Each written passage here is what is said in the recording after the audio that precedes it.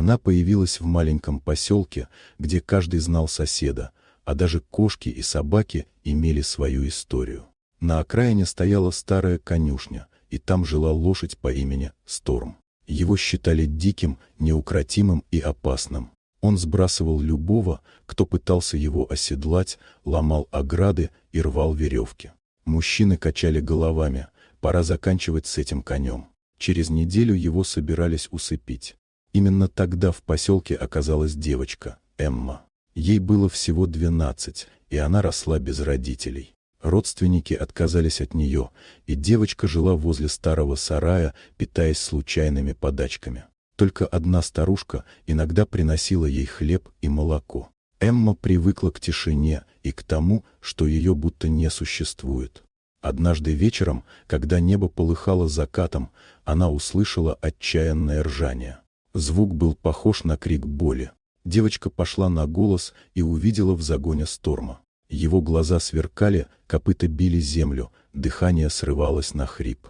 Но за злостью Эмма заметила знакомое ей чувство — одиночество. Испугавшись, она хотела отойти, но что-то удержало ее.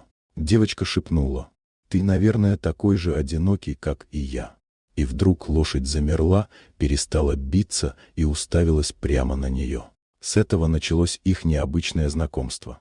На следующий день Эмма принесла кусок хлеба и осторожно протянула руку. Сторм фыркнул, но все же взял угощение. С тех пор она приходила каждый вечер, разговаривала с ним, пела тихие песни, гладила его гриву.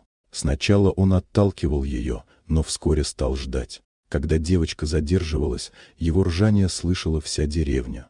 Жители удивлялись: опасный конь стал спокойнее. Но никто не верил, что это заслуга ребенка. Для них Сторм все еще оставался угрозой. Однажды утром 3 мужчин пришли, чтобы увести его. Эмма узнала и побежала в конюшню. Она закрыла собой ворота и закричала: «Не трогайте его, он не злой, он просто никому не нужен». Мужчины рассмеялись. «Ты ребенок, отойди, этот конь опасен». И в этот момент произошло невероятно. Сторм сам вышел из загона, подошел к девочке и положил тяжелую голову ей на плечо. Весь поселок понял: зверь подчинился не страху, а доброте. Так родилась история о том, как доверие и любовь способны изменить даже самое дикое сердце.